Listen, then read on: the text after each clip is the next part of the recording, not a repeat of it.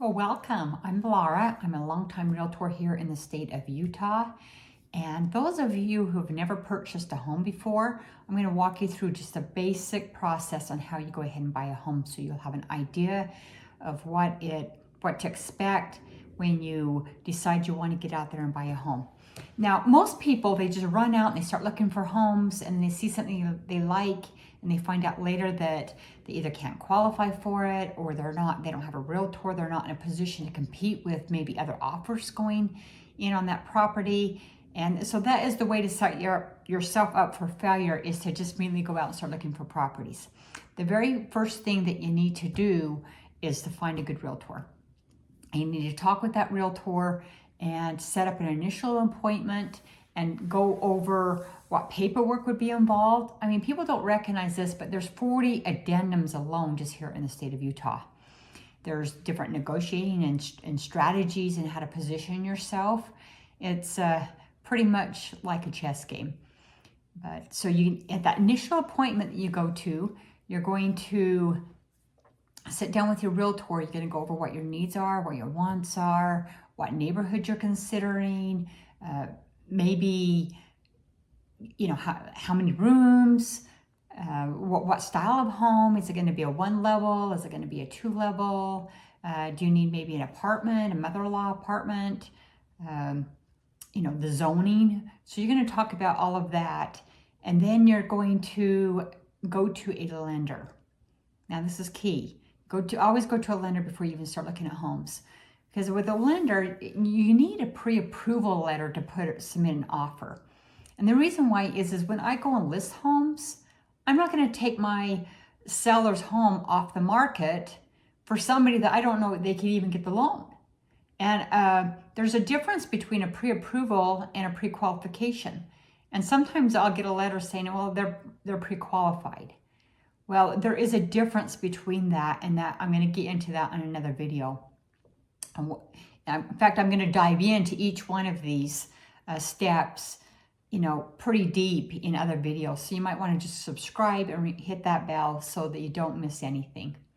But the next step, after you go to a lender and he's reviewed your credit, you've turned in all your paperwork, your tax returns, the W-2s, the other paperwork that would be required of you, and maybe you've worked and cleaned up any issues that may have surprisingly shown up on your credit and work through that, then we're going to go out and view homes.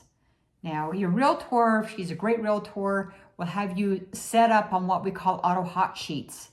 They're automatically screened properties that are focused towards what you're looking for. If it's a single family, a two-story, a mother-in-law apartment, whatever the criteria is that you're looking for, would set up what we call auto hot sheets. And so the minute they're listed through the listing service, that would be notified. You'll receive an email and we're able to go look at those properties immediately and jump on it.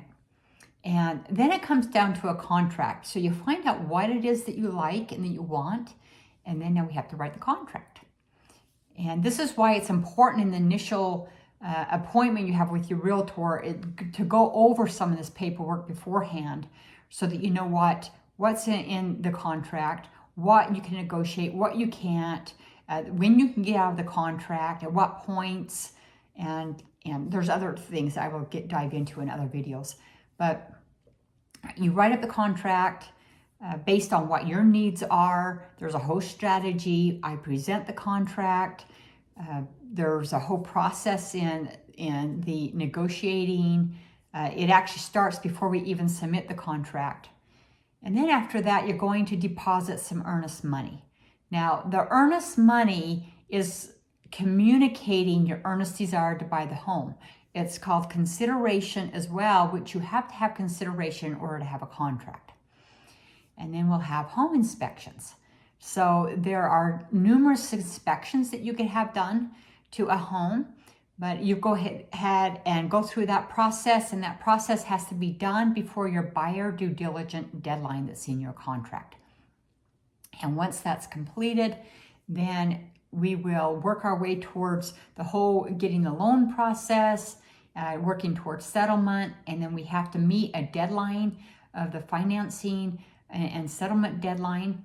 And settlement actually is when we show up and we sign the paperwork. And then we'll have a closing, which you're not there for, but it's a behind the scenes type of thing where there's wire transfers that go on, there's different bills that have to be paid off, there's different loose ends that have to be taken care of, that a title company will take care of, your realtor, your lender. We all work behind the scenes and take care of these things. And then the money is wired. And once the transaction is closed and recorded, so it'll be recorded and closed, then you'll be notified and then you'll be able to get possession to the home. Now, possession is also contingent on what you have in the contract. Sometimes it's possession upon recording, sometimes it's possession 72 hours later. It depends on what you've negotiated. But anyway, those are just the basic steps on purchasing a home in case you've never purchased one before or you're curious what those steps are. Go ahead and subscribe. I'm going to be talking more about this in detail in other videos. So meanwhile, take care and I'll see you on the next video.